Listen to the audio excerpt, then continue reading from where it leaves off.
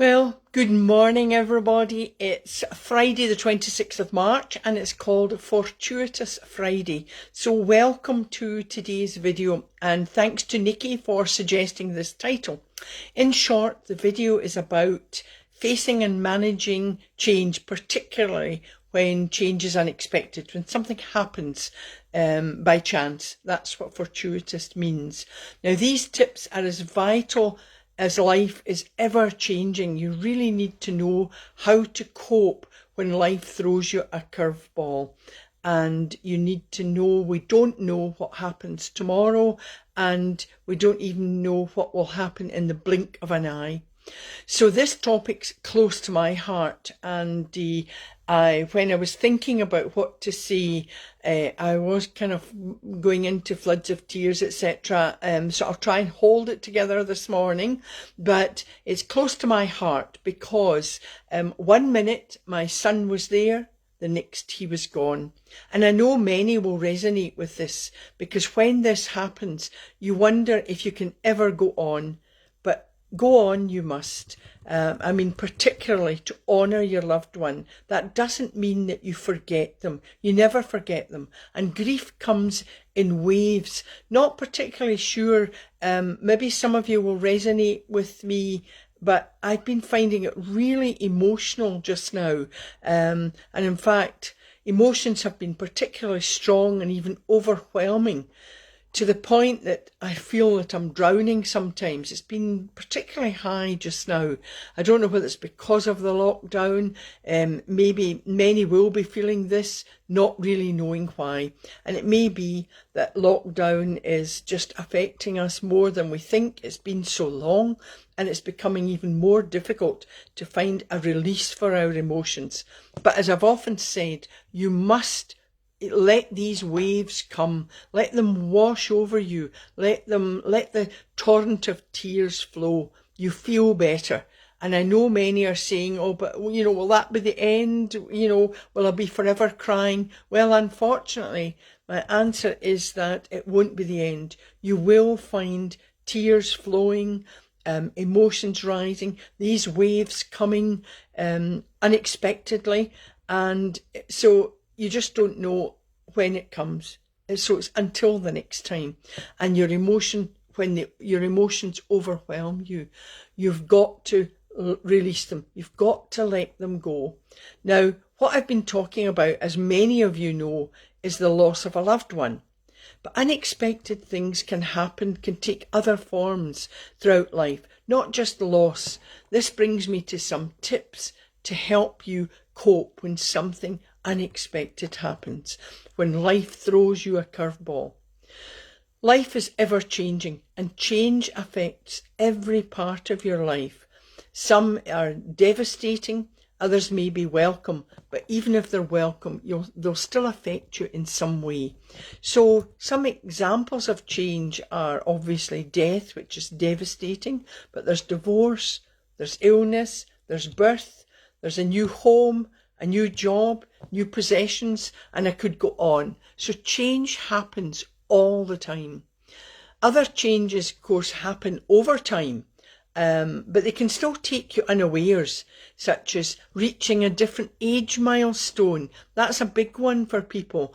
Are you becoming middle-aged? Are you becoming old? Of course, those at 30, those who are 30 can still feel old, and those at 90 can be young. It's unbelievable how people view age differently. And maybe because I connect with lots of people, I can't get beyond the age of 30. Now, I know you'll be looking at the screen going, well, she's certainly not 30. But I think age to me is all in the mind. You're having a mindset of a young person. And I've got a fabulous, really close friend who's like family to me, and she's in her 90s. And she's the youngest person I know.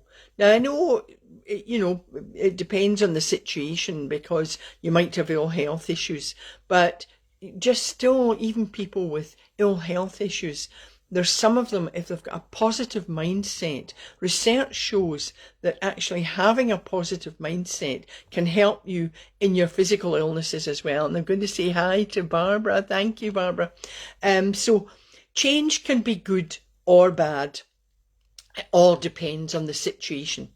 For example, losing your job can be seen as bad or good, because some people who felt stuck in their job suddenly see it as a release, as a freedom, an opportunity to do something different.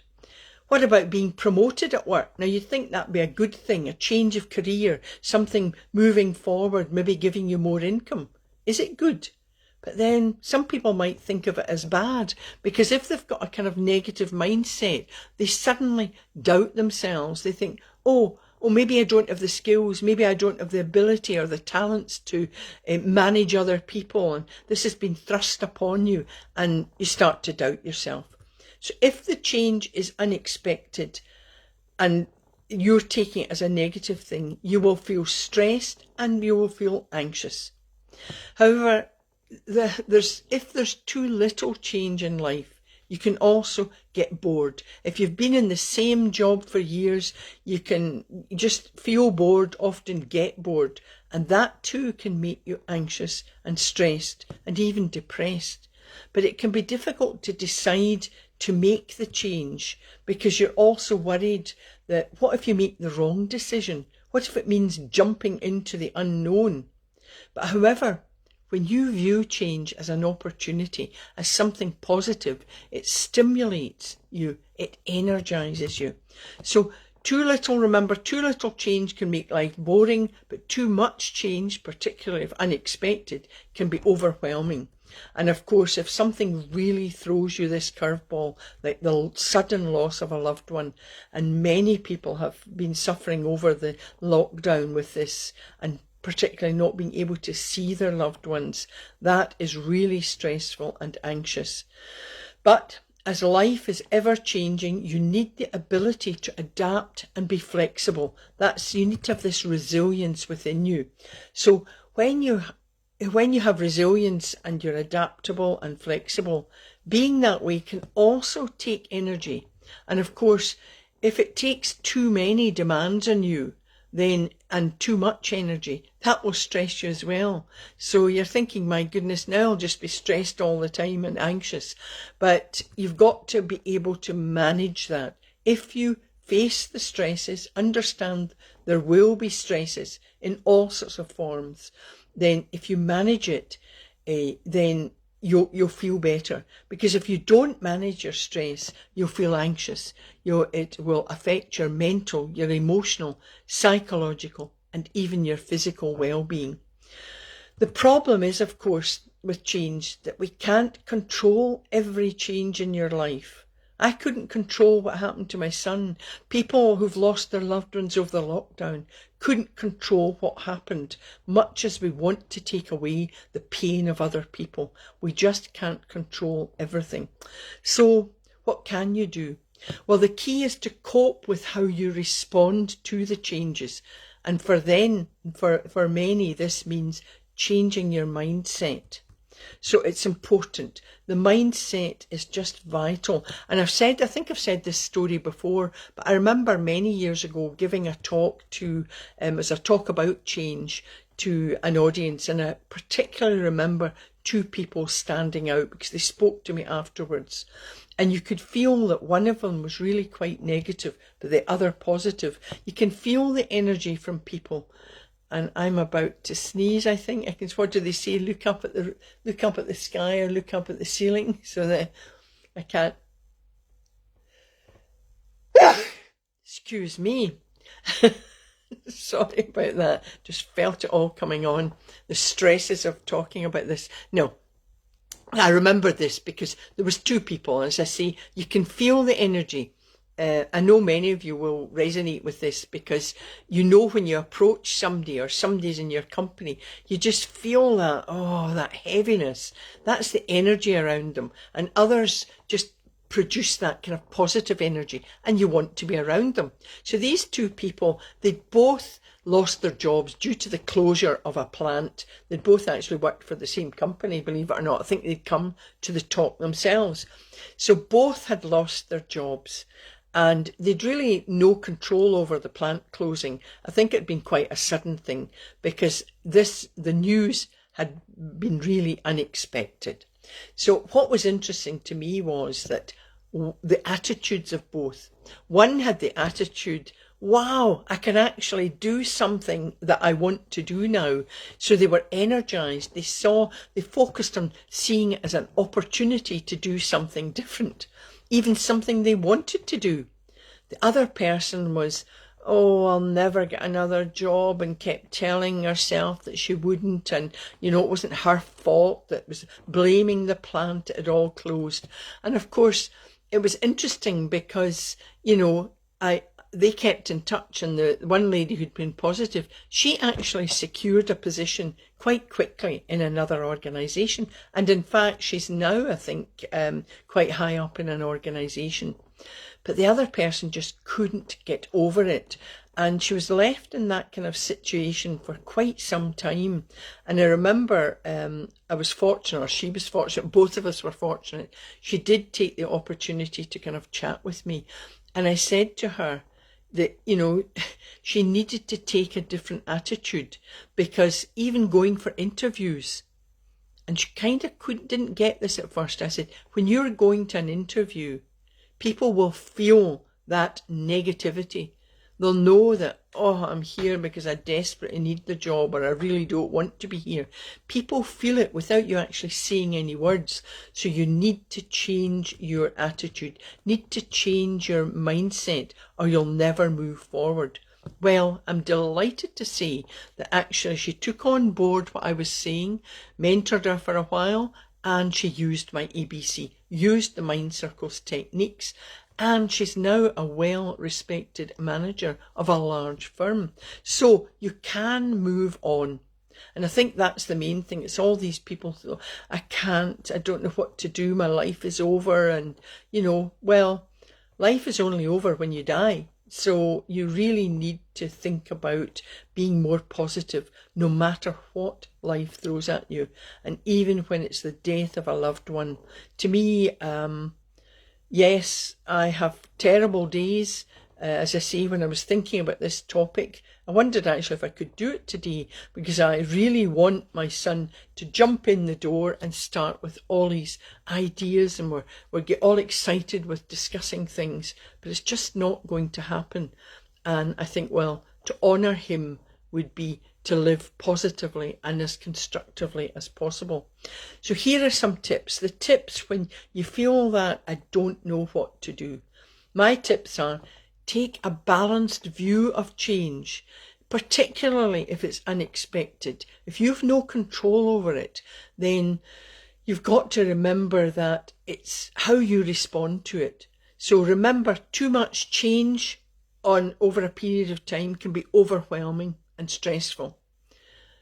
Unexpected change, sudden unexpected change, can cause stress and anxiety. But also too little change makes life boring. So in my years of doing stress in the workplace, I realised that particularly if there were things going on within an organisation, people would rather know what was happening than be left in the dark. So that's a point if change is coming. But when it's unexpected, you really just don't know. You don't know what's round the corner. So if it's a change that's coming that organisations know, like redundancies or closures, then I think there should be notification of that. There should be discussions on it, because, people need, I know there are regulations now that you can't just suddenly, people would know about redundancies. So there is legislation on that. But no matter what happens, even when they're discussing the redundancies, the individuals need to take control over how they respond to the news of change and how they respond to the actual change. Now, another tip is that change is a combination of uncertainty and opportunity. So kind of don't see the change always as a challenge. See it as an opportunity. When change happens, even when it's forced on you, there are lessons to learn. So you need to ask yourself, what lessons did you learn? Make a note of your skills, your abilities, your talents. Ask yourself, if the change could help you develop you know, so don't always see it as the negative. Could you even become stronger because of the change? I hope that, strength has come to me, I think, in the loss of my son. And the strength is that I want to be able to say to people, look, I've been there, I know what it's like, but you can view things in a different way. And I hope that's my dream, really, I suppose, is just to say to people that what happens to everyone at some point in life, and you can view things differently. And I find that my greatest challenges have been brought about, have brought me to my greatest strengths. So when I've got all these challenges, I try and view them in a different way, and they make me stronger.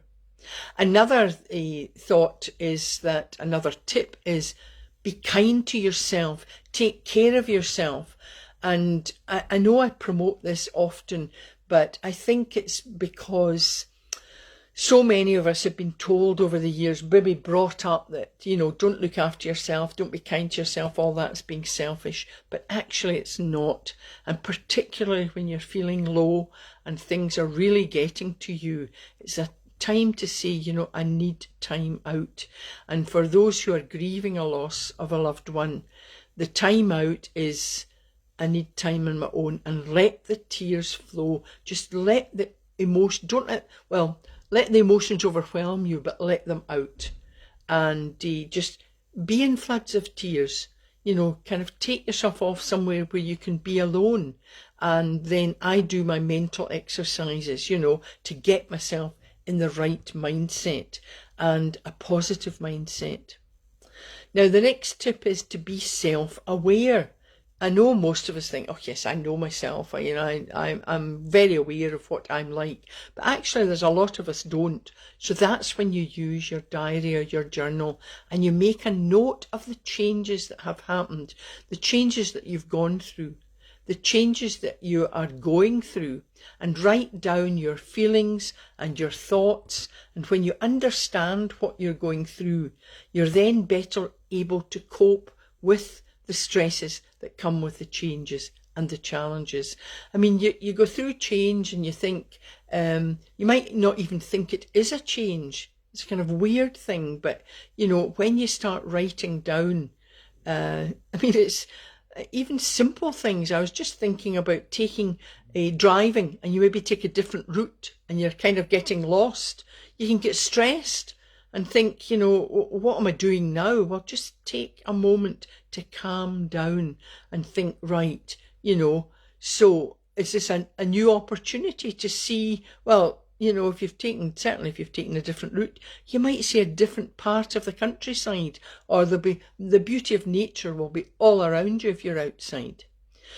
The next thing is, write down your stress-related symptoms, because I think you need to know what you're experiencing. And of course, stress-related symptoms include headaches, sleeplessness, difficulty in digesting food, muscle tensions, backaches, high blood pressure, heart problems, depression, anxiety, irritability, different mood changes, maybe eating too much, maybe not eating at all.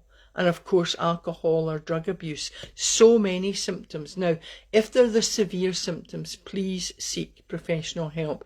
Don't let yourself go down that route. But as long as you know about them, we can often maybe get headaches, but if you're getting them too much, too many migraines, or you find yourself just overeating, not eating, you know, seek help. Plan ahead if you know about changes that are coming. Now, that's like, for example, getting married. Now, you know you're going to get married. That's not a sudden, unexpected thing, but it's a life-changing experience. So you need to plan to take care of yourself while you're planning this wonderful event, which will be a stressful experience. And speak to anybody, no matter how happy you are, there'll always be others to take into account. Now, I know people have been stressed over lockdown because they haven't managed to actually get married, or they've maybe managed to get, I think there was 10 people allowed at something at one point. You might have had the smaller event than you wanted. Now, Sometimes that's maybe been a good thing. Often it causes fights in families. Who do we invite? If you start inviting 3 more from that family, do we have to include another? And suddenly you want thousands there. So perhaps having the smaller one has been more of a joy, and you can have a party later. So, just look after these things, take care of yourself and plan. Moving house, now that's another big change, and it's been particularly difficult, maybe in lockdown. Perhaps you had your dream home and suddenly everything came to a stop because you maybe couldn't get the mortgage. Maybe your partner or you lost your job and therefore you don't have the income to support that. All these things, plan, because you could say to yourself, well, do we really need to move at this time? So planning really helps you to manage your stresses. Many have been made redundant over this time through no fault of their own. The year of the pandemic, this lockdown, and because of the lockdown, it's a difficult time for everyone. And if you've been made redundant, it's even more difficult because perhaps it will be, almost impossible to find a new job at this time because so many companies are closing. They're closing departments, they're closing various, organisations or parts of the firms. So you need to think about how you feel. You write down your thoughts, your emotions, because when you know how you feel about the whole thing, you can then start to ask questions. And these questions would be, is your reaction to this justified? Are you overreacting? Are you misinterpreting the whole situation? Is there another way you can look at the situation? Is it possible at all to see this change as an opportunity? Can I control any part of it? Could I get more information? Could I maybe get more information to help me to cope better? So as you can see, any change can be and is stressful. So you need to use all the tools that are available to help reduce your stress and manage stress. And this, of course, is where I do recommend my ABC, Make It Your Good Habit, and any of kind of my mind circles techniques. Take time for yourself to relax. And I think that's so important. And feedback from many people, and thank you very much, is that my ABC help, particularly the B, just breathe. And the C, of course, is the creative imagination. Your Mind Bites mindfulness meditations. They're short, but within 2 or 3 minutes, you just give yourself time out and makes you feel good at that time, ready to face what's happening. Find humour in every situation if possible. And I know it maybe sounds a bit, maybe crass. No, I don't know really. I found that when I was writing about the loss of my son, I brought humour into it because he had lovely funny moments. So when I wrote the book, The Weight of Emptiness, on the pain of losing my son, I found myself putting in humour. Some people might say it was black humour, but actually it was humour. And yes, I'm often overwhelmed by tears. I know that, and many of you will understand that. But then I turn to these funny moments, and actually the tears almost end up being tears of joy, like funny tears as well, and the memories, and that helps me cope. Support, of course, in times of change, no matter what the change is. If you've got trusted friends, you've got family to speak to, then don't go it alone. You really perhaps need the support. For me, I find sharing, I'm fortunate that I'm able to talk about my loss. I find that sharing my story of loss, and from feedback from others who shared their stories with me, and I put them into my book, they contributed to my book. They said that the sharing helped them too.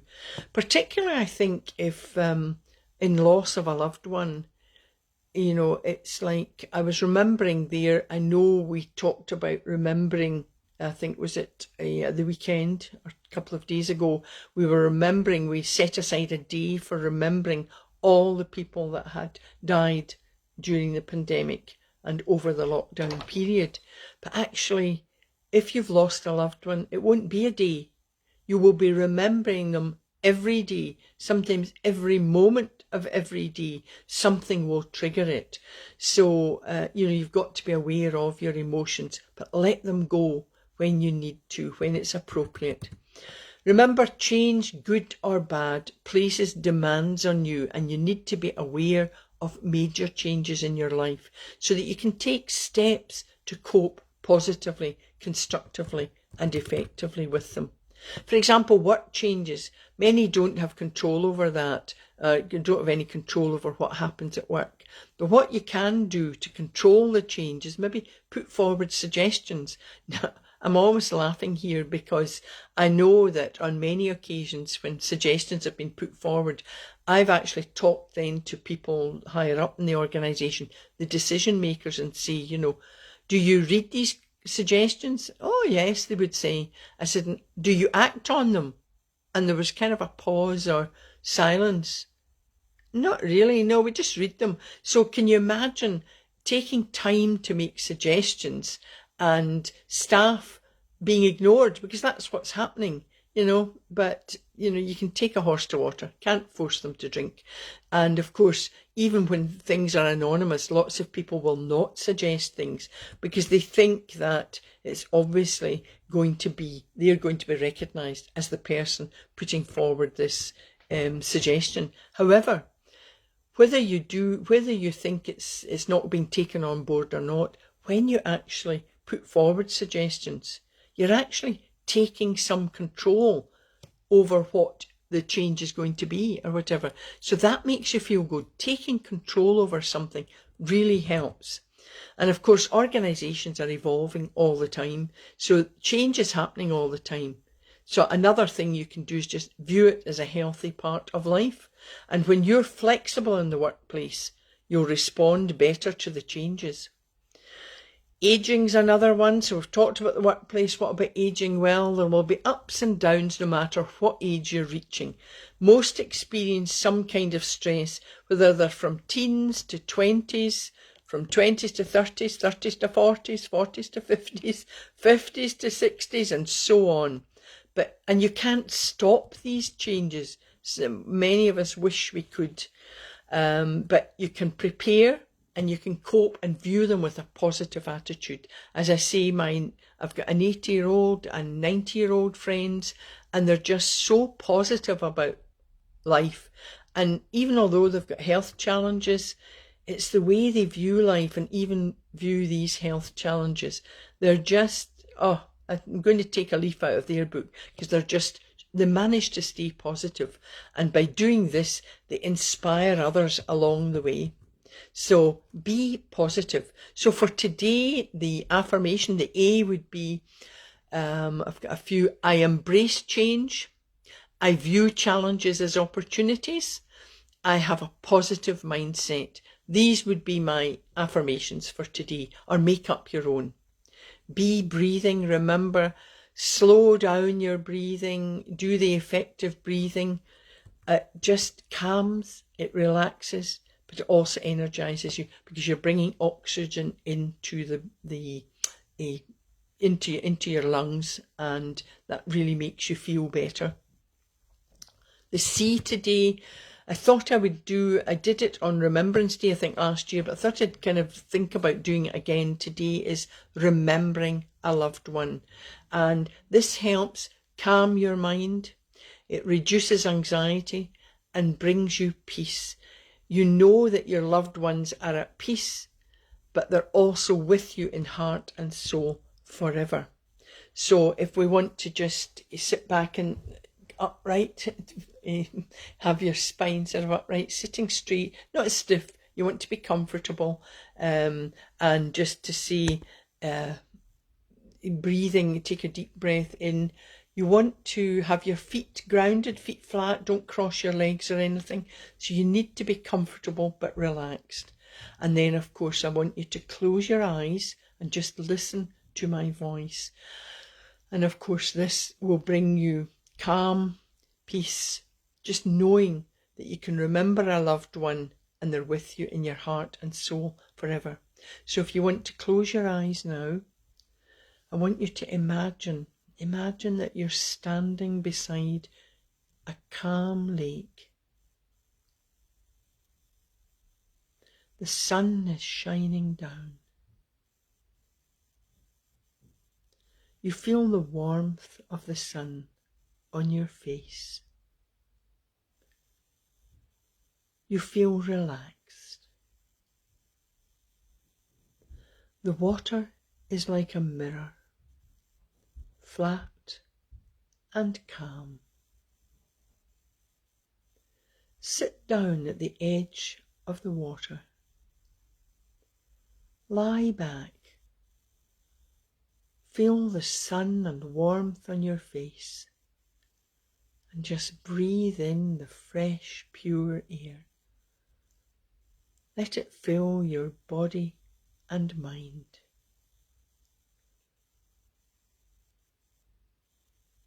Let this warm air flow through your mind and body. Listen. There is no sound. All around you is calm and peaceful. You enjoy the rest and tranquility. Your mind is now calm. You feel at peace. Your mind is still. Now take a moment to think about a loved one, someone that is with you or is in heaven, maybe no longer with you. Just take a moment to think about your loved one. Send them love. Take a moment to love yourself too.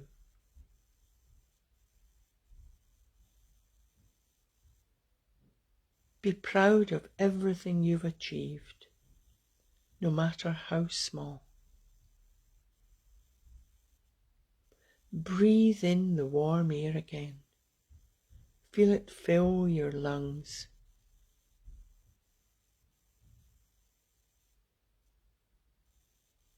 Take a deep breath in through the nose. Hold, and then exhale slowly through the mouth. Take another deep breath in through the nose. Hold, and then exhale slowly through the mouth.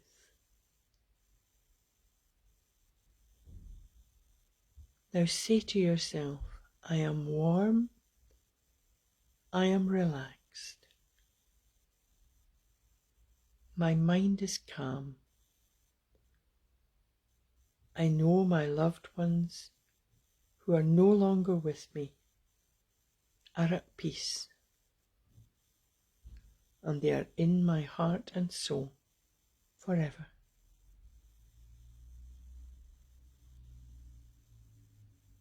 Now open your eyes and just say, I feel calm, my mind is at peace.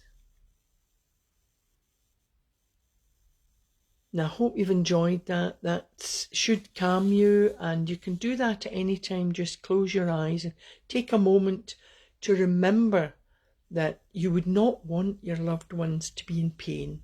So if they're no longer with you, just say they're at peace.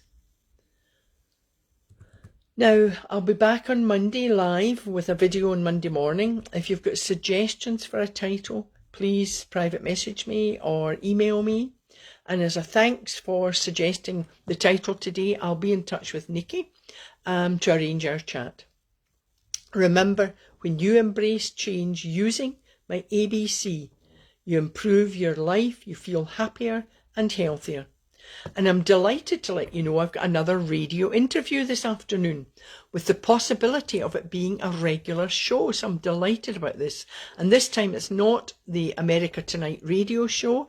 It's in the UK. So watch out for exciting news on that. I'm really delighted that at last somebody in the UK is looking forward to interviewing me.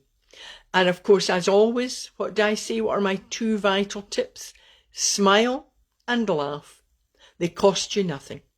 And virtual hugs to everybody. I hope you've got a fabulous Friday ahead. Just stay calm, stay at peace, and just feel energized as well.